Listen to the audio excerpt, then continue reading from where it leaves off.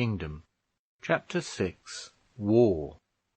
"Good heavens!" exclaimed the archdeacon, as he placed his foot on the gravel walk of the close, and raising his hat with one hand, passed the other somewhat violently over his now grizzled locks. Smoke issued forth from the uplifted beaver as it were a cloud of wrath, and the safety valve of his anger opened and emitted a visible steam, preventing positive explosion and probable apoplexy. "Good heavens!" And the archdeacon looked up to the grey pinnacles of the cathedral tower, making a mute appeal to that still living witness which had looked down on the doings of so many bishops of Barchester. "I don't think I shall ever like that Mr Slope," said Mr Harding. "Like him!" roared the archdeacon, standing still for a moment to give more force to his voice. "Like him!" All the ravens of the close cawed their assent. The old bells of the tower, in chiming the hour, echoed the words, and the swallows, flying out from their nests, mutely expressed a similar opinion. Like Mr Slope? Why, no. It was not very probable that any Barchester-bred living thing should like Mr Slope. "Nor Mrs Proudie either," said Mr Harding. The archdeacon hereupon forgot himself. I will not follow his example, nor shock my readers by transcribing the term in which he expressed his feeling as to the lady who had been named. The ravens and the last lingering notes of the clock bells were less scrupulous, and repeated in correspondent echoes the very improper exclamation. The archdeacon again raised his hat, and another salutary escape of steam was effected. There was a pause, during which the precentor tried to realize the fact that the wife of a bishop of Barchester had been thus designated in the close of the cathedral by the lips of its own archdeacon, but he could not do it. "The bishop seems to be a quiet man enough," suggested Mr Harding, having acknowledged to himself his own failure. "Idiot!" exclaimed the doctor, who, for the nonce, was not capable of more than such spasmodic attempts at utterance. "Well, he did not seem very bright," said Mr Harding, "and yet he has always had the reputation of a clever man. I suppose he's cautious, and not inclined to express himself very freely." The new Bishop of Barchester was already so contemptible a creature in Dr Grantly's eyes that he could not condescend to discuss his character. He was a puppet, to be played by others, a mere wax doll, done up in an apron and a shovel hat, to be stuck on a throne or elsewhere, and pulled about by wires as others chose. Dr Grantly did not choose to let himself down low enough to talk about Dr Proudie, but he saw that he would have to talk about the other members of his household, the coadjutor bishops, who had brought his lordship down, as it were, in a box, and were about to handle the wires as they willed. This in itself was a terrible vexation to the archdeacon. Could he have ignored the chaplain and have fought the bishop, there would have been at any rate nothing degrading in such a contest. Let the Queen make whom she would Bishop of Barchester. A man, or even an ape, when once a bishop, would be a respectable adversary, if he would but fight himself. But what was such a person as Dr. Grantly to do when such another person as Mr. Slope was put forward as his antagonist? If he, our archdeacon, refused the combat, Mr. Slope would walk triumphant over the field, and have the diocese of Barchester under his heel. If, on the other hand, the archdeacon accepted as his enemy the man whom the new puppet bishop put before him as such, he would have to talk about Mr. Slope, and write about Mr. Slope, and in all matters treat with Mr. Slope as a being standing in some degree on ground similar to his own. He would have to meet Mr. Slope to... Bah! The idea was sickening. He could not bring himself to have to do with Mr. Slope. He is the most thoroughly bestial creature that ever I set my eyes upon, said the archdeacon. Who, the bishop? Asked the other innocently. Bishop? No, I'm not talking about the bishop. How on earth such a creature got ordained, they'll ordain anybody now, I know, but he's been in the church these 10 years, and they used to be a little careful 10 years ago. Oh, you mean Mr. Slope? Did you ever see an animal less like a gentleman? Asked Dr. Grantly. I can't say I felt myself much disposed to like him. Like him? Again shouted the doctor, and the assenting ravens again cawed an echo. Of course you don't like him. It's not a question of liking, but what are we to do with him? Do with him? Asked Mr. Harding. Yes, what are we to do with him? How are we to treat him? There he is, and there he'll stay. He has put his foot in that palace, and he'll never take it out again till he's driven. How are we to get rid of him? I don't suppose he can do us much harm. Not do harm? Well, I think you'll find yourself of a different opinion before a month is gone. What would you say now if he got himself put into the hospital? Would that be harm? Mr. Harding mused a while, and then said he didn't think the new bishop would put Mr. Slope into the hospital. If he doesn't put him there, he'll put him somewhere else where he'll be as bad. I tell you, that man, to all intents and purposes, will be Bishop of Barchester. And again Dr. Grantly raised his hat, and rubbed his hand thoughtfully and sadly over his head. Impudent scoundrel, he continued after a while, to dare to cross-examine me about the Sunday schools in the diocese, and Sunday travelling too. I never in my life met his equal for sheer impudence.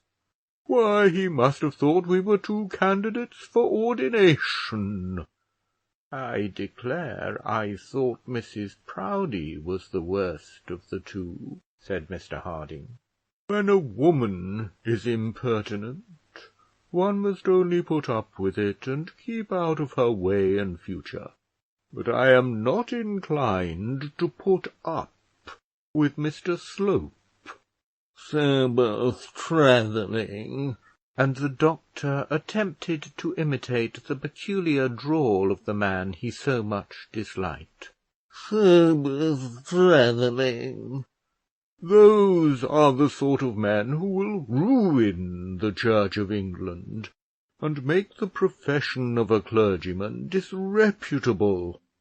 It is not the dissenters or the papists that we should fear, but the set of canting, low-bred hypocrites who are wriggling their way in among us. Men who have no fixed principle, no standard ideas of religion or doctrine, but who take up some popular cry, as this fellow has done, about Sabbath travelling. Dr Grantly did not again repeat the question aloud, but he did so constantly to himself. What were they to do with Mr Slope?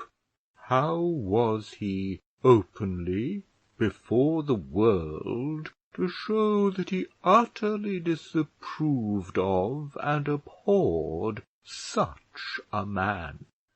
Hitherto Barchester had escaped the taint of any extreme rigour of church doctrine. The clergymen of the city and neighbourhood, though very well inclined to promote high church principles, privileges, and prerogatives, had never committed themselves to tendencies which are somewhat too loosely called Puseyite practices.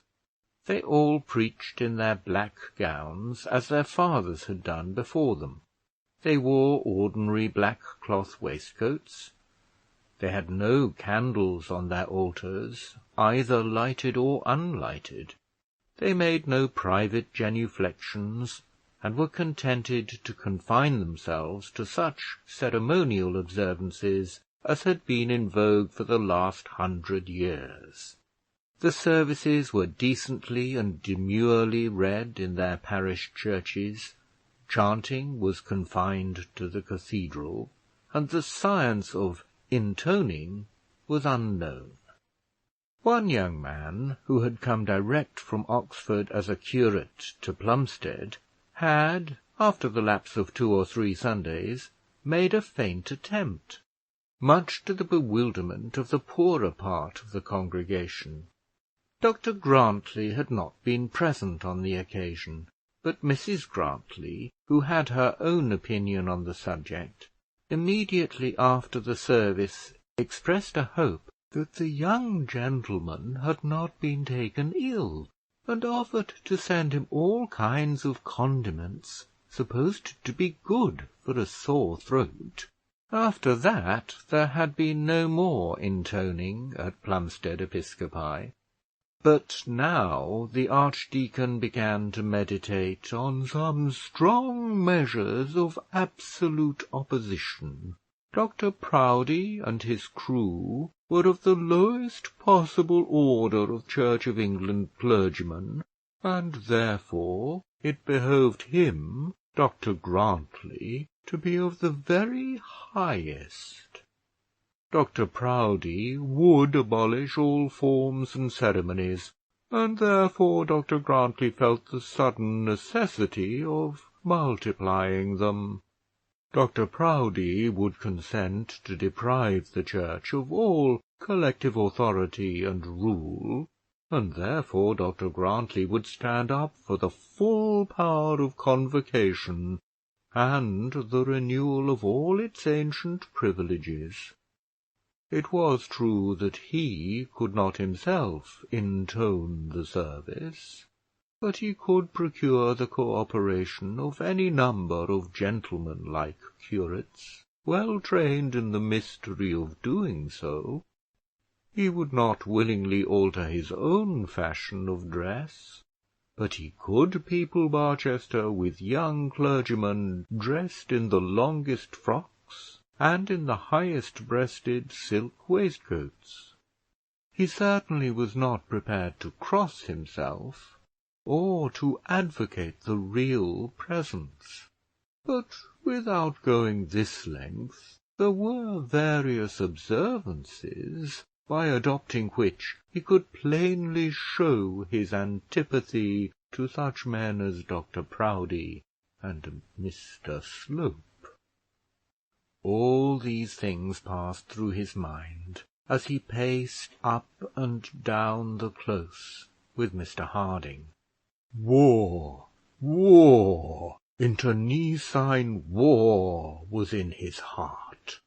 He felt that, as regarded himself and Mr Slope, one of the two must be annihilated as far as the city of Barchester was concerned, and he did not intend to give way until there was not left to him an inch of ground on which he could stand. He still flattered himself that he could make Barchester too hot to hold Mr Slope, and he had no weakness of spirit to prevent his bringing about such a consummation if it were in his power. "I suppose Susan must call at the palace?" said Mr Harding. "Yes, she shall call there, but it shall be once and once only. I dare say the horses won't find it convenient to come out to Plumstead very soon, and when that once is done, the matter may drop. I don't suppose Eleanor need call. I don't think Eleanor would get on at all well with Mrs Proudie." "Not the least necessity in life," replied the archdeacon, not without the reflection that a ceremony which was necessary for his wife might not be at all binding on the widow of John Bold. "Not the slightest reason on earth why she should do so if she doesn't like it. For myself, I don't think that any decent young woman should be subjected to the nuisance of being in the same room with that man." And so the two clergymen parted, Mr Harding going to his daughter's house, and the archdeacon seeking the seclusion of his brougham. The new inhabitants of the palace did not express any higher opinion of their visitors than their visitors had expressed of them, though they did not use quite such strong language as Dr Grantly had done. They felt as much personal aversion, and were quite as well aware as he was that there would be a battle to be fought, that there was hardly room for Proudieism in Barchester as long as Grantlyism was predominant. Indeed, it may be doubted whether Mr Slope had not already within his breast a better prepared system of strategy, a more accurately defined line of hostile conduct than the archdeacon. Dr Grantly was going to fight because he found that he hated the man. Mr Slope had predetermined to hate the man because he foresaw the necessity of fighting him. When he had first reviewed the carte du pays previous to his entry into Barchester, the idea had occurred to him of conciliating the archdeacon, of cajoling and flattering him into submission, and of obtaining the upper hand by cunning instead of courage. A little inquiry, however, sufficed to convince him that all his cunning would fail to win over such a man as Dr Grantly to such a mode of action as that to be adopted by Mr Slope, and then he determined to fall back upon his courage. He at once saw that open battle against Dr Grantly and all Dr Grantly's adherents was a necessity of his position, and he deliberately planned the most expedient methods of giving offence. Soon after his arrival, the bishop had intimated to the dean that, with the permission of the canon then in residence, his chaplain would preach in the cathedral on the next Sunday, The canon in residence happened to be the Hon. and Rev. Dr. V.Z. Stanhope, who at this time was very busy on the shores of the Lake of Como, adding to that unique collection of butterflies for which he is so famous. Or rather, he would have been in residence but for the butterflies and other such summer-day considerations, and the vicar choral, who was to take his place in the pulpit, by no means objected to having his work done for him by Mr. Slope. Mr. Slope accordingly preached, and if a preacher can have satisfaction in being listened to, Mr. Slope ought to have been gratified. I have reason to think that he was gratified, and that he left the pulpit with the conviction that he had done what he intended to do when he entered it. On this occasion the new bishop took his seat for the first time in the throne allotted to him. New scarlet cushions and drapery had been prepared, with new gilt binding and new fringe. The old carved oak wood of the throne, ascending with its numerous grotesque pinnacles half-way up to the roof of the choir, had been washed and dusted and rubbed, and it all looked very smart. Ah, how often, sitting there, in happy early days, on those lowly benches in front of the altar, have I whiled away the tedium of a sermon in considering how best I might thread my way up amidst those wooden towers and climb safely to the topmost pinnacle. All Barchester went to hear Mr. Slope, either for that or to gaze at the new bishop. All the best bonnets of the city were there, and moreover all the best glossy clerical hats. Not a stall but had its fitting occupant, for though some of the prebendaries might be away in Italy or elsewhere, their places were filled by brethren who flocked into Barchester on the occasion. The dean was there, a heavy old man, now too old indeed to attend frequently in his place, and so was the archdeacon. So also were the chancellor, the treasurer, the precentor, sundry canons and minor canons, and every lay member of the choir, prepared to sing the new bishop in with due melody and harmonious expression of sacred welcome. The service was certainly very well performed. Such was always the case at Barchester, as the musical education of the choir had been good, and the voices had been carefully selected. The psalms were beautifully chanted, the Te Deum was magnificently sung, and the litany was given in a manner which is still to be found at Barchester, but if my taste be correct, is to be found nowhere else. The litany in Barchester Cathedral has long been the special task to which Mr. Harding's skill and voice have been devoted. Crowded audiences generally make good performers, and though Mr. Harding was not aware of any extraordinary exertion on his part, yet probably he rather exceeded his usual mark. Others were doing their best, and it was natural that he should emulate his brethren. So the service went on, and at last Mr. Slope got into the pulpit. He chose for his text a verse from the precepts addressed by St. Paul to Timothy, as to the conduct necessary in a spiritual pastor and guide, and it was immediately evident that the good clergy of Barchester were to have a lesson. Study to show thyself approved unto God, a workman that needeth not to be ashamed, rightly dividing the word of truth. These were the words of his text, and with such a subject in such a place, it may be supposed that such a preacher would be listened to by such an audience. He was listened to with breathless attention, and not without considerable surprise. Whatever opinion of Mr Slope might have been held in Barchester before he commenced his discourse, none of his hearers, when it was over, could mistake him either for a fool or a coward. It would not be becoming were I to travesty a sermon, or even to repeat the language of it in the pages of a novel.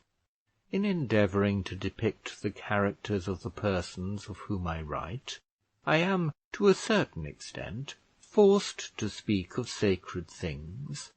I trust, however, that I shall not be thought to scoff at the pulpit, though some may imagine that I do not feel all the reverence that is due to the cloth. I may question the infallibility of the teachers, but I hope that I shall not therefore be accused of doubt as to the thing to be taught.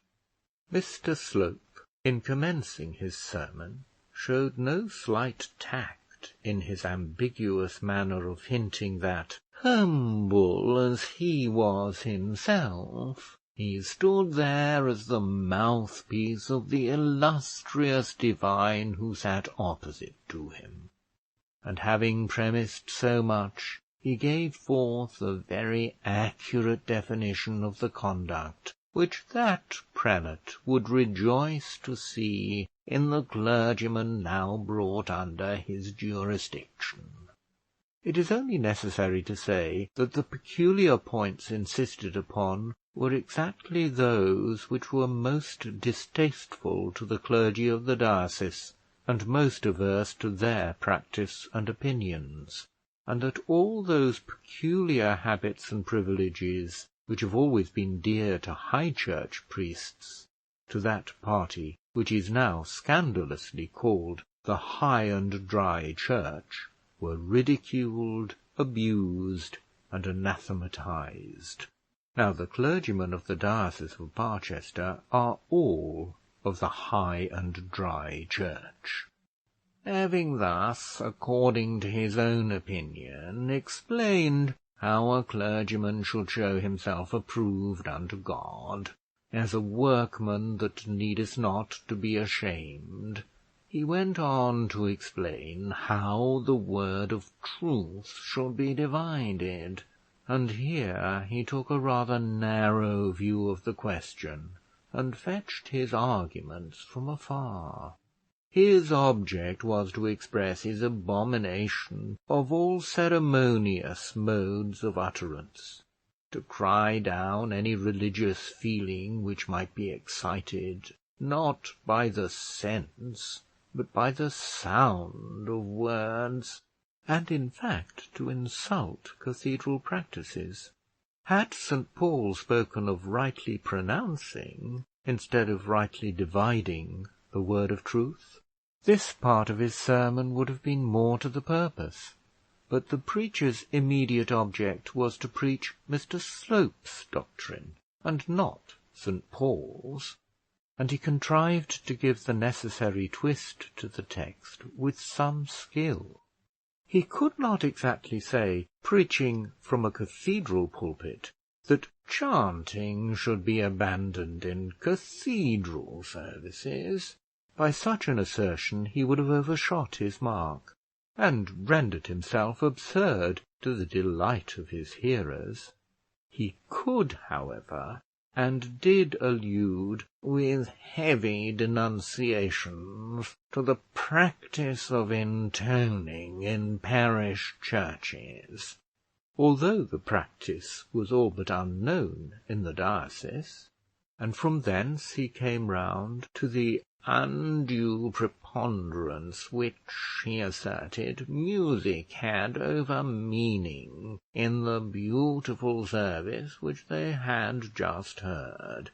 He was aware, he said, that the practices of our ancestors could not be abandoned at a moment's notice. The feelings of the aged would be outraged, and the minds of respectable men would be shocked.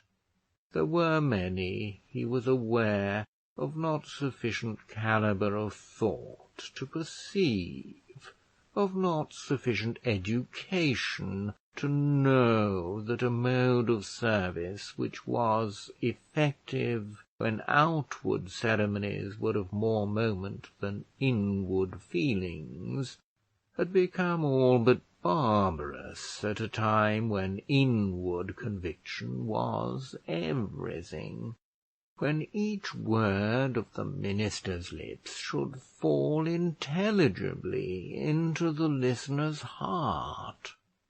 Formerly, the religion of the multitude had been an affair of the imagination.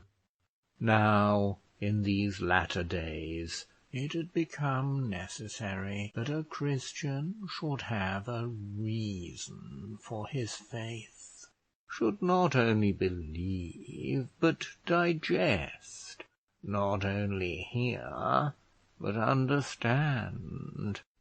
The words of our morning service, how beautiful, how apposite, how intelligible they were when read with simple and distinct decorum, but how much of the meaning of the words was lost when they were produced with all the meretricious charms of melody, etc., etc.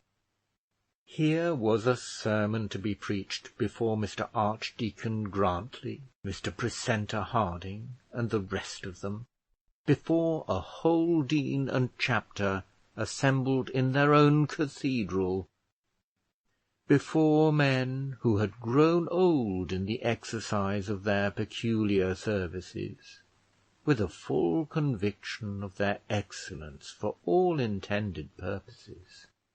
This too from such a man, a clerical parvenu, a man without a cure, a mere chaplain, an intruder among them, a fellow raked up, so said Dr. Grantly, from the gutters of Marylebone. They had to sit through it. None of them, not even Dr. Grantly, could close his ears, nor leave the house of God during the hours of service. They were under an obligation of listening, and that too without any immediate power of reply.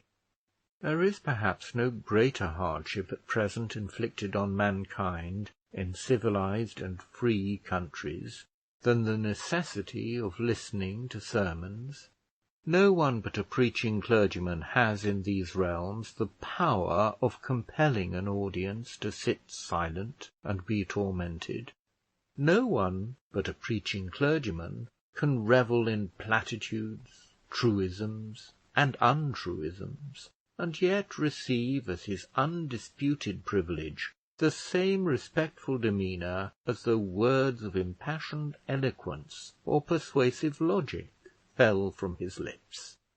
Let a professor of law or physics find his place in a lecture room, and there pour forth jejune words and useless empty phrases, and he will pour them forth to empty benches. Let a barrister attempt to talk without talking well, and he will talk but seldom. A judge's charge need to be listened to perforce by none but the jury, prisoner, and gaoler. A member of Parliament can be coughed down or counted out. Town councillors can be tabooed. But no one can rid himself of the preaching clergyman. He is the bore of the age, the old man whom we Sinbads cannot shake off, the nightmare that disturbs our Sunday's rest, the incubus that overloads our religion and makes God's service distasteful. We are not forced into church, no, but we desire more than that. We desire not to be forced to stay away. We desire, nay, we are resolute to enjoy the comfort of public worship, but we desire also that we may do so without an amount of tedium which ordinary human nature cannot endure with patience, that we may be able to leave the house of God without that anxious longing for escape which is the common consequence of common sermons. With what complacency will a young parson deduce false conclusions from misunderstood texts, and then threaten us with all the penalties of Hades if we neglect to comply with the injunctions he has given us.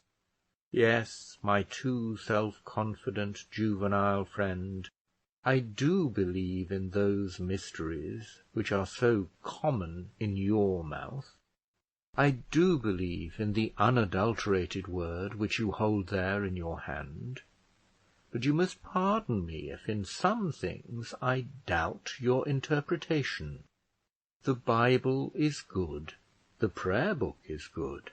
Nay, you yourself would be acceptable if you would read to me some portion of those time-honoured discourses which our great divines have elaborated in the full maturity of their powers. But you must excuse me, my insufficient young lecturer, if I yawn over your imperfect sentences, your repeated phrases, your false pathos, your drawlings and denouncings, your humming and hawing, your ohing and ahing, your black gloves and your white handkerchief. To me it all means nothing, and hours are too precious to be so wasted, if one could only avoid it. And here I must make a protest against the pretence so often put forward by the working clergy, that they are overburdened by the multitude of sermons to be preached. We are all too fond of our own voices, and a preacher is encouraged in the vanity of making his heard by the privilege of a compelled audience. His sermon is the pleasant morsel of his life, his delicious moment of self-exaltation. "I have preached 9 sermons this week," said a young friend to me the other day, with hand languidly raised to his brow, the picture of an overburdened martyr. 9 this week, 7 last week, 4 the week before.